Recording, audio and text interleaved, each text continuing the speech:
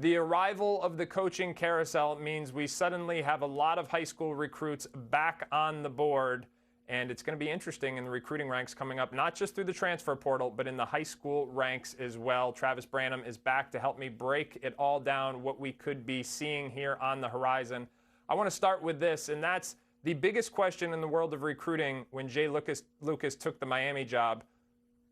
Were the Boozers potentially considering going with him? They have not made any public statement yet, but the intel we are hearing is that they are more likely to stay at Duke. Trav, my question is with Nate Ament, who's the number 4 ranked prospect in the country, his announcement set for April 1st, Duke being among the finalists, with the belief that the Boozers are staying there. How does that impact Ament, and what do we know about where his process stands right now?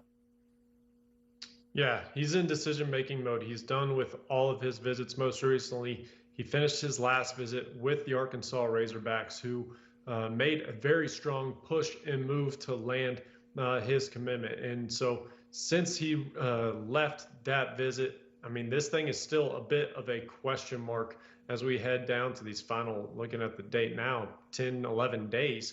How I've had this pegged for a while now, I give Duke a very slight edge in this recruitment. They've recruited him the longest. They've developed that relationship with him and his family. But looking right behind them is Kentucky and Louisville.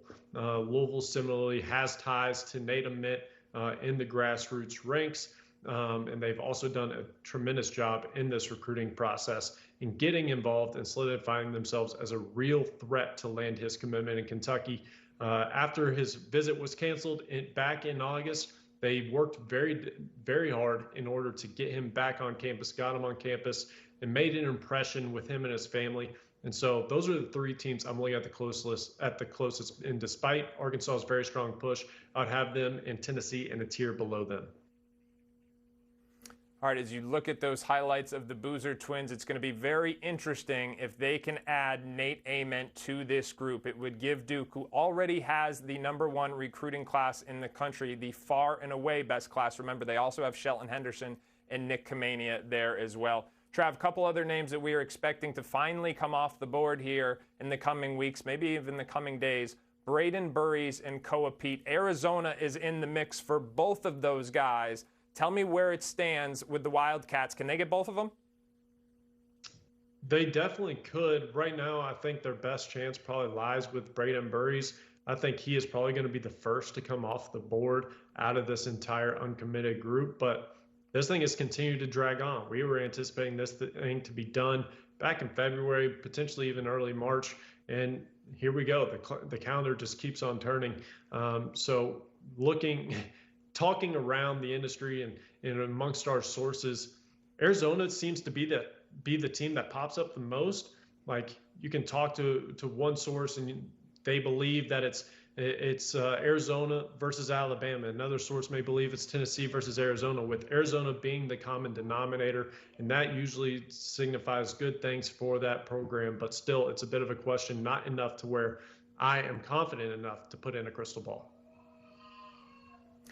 And Trav, you've had some breaking news here today about kids who were committed to programs. They've had coaching changes and then subsequently reopened their recruitment. What can you tell us about some of the latest nationally ranked prospects to reopen their recruitment?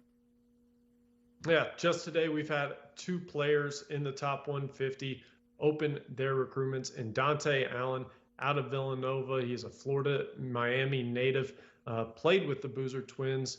And also Brayden Hawthorne, a kid that was signed with West Virginia, and Darren DeVries. He is one of the breakout stars. If you've been following along with this show, you've heard me talk about him countless times at this point. A guy that rose from outside of the top 150 and all the way up to the number 71 overall spot. And wherever Chester Frazier goes, he's an assistant coach with Darren DeVries at West Virginia. If he stays with West Virginia, or if he were to follow and go to Indiana, that's going to play a very significant role in the decision of where Brayden Hawthorne will end up.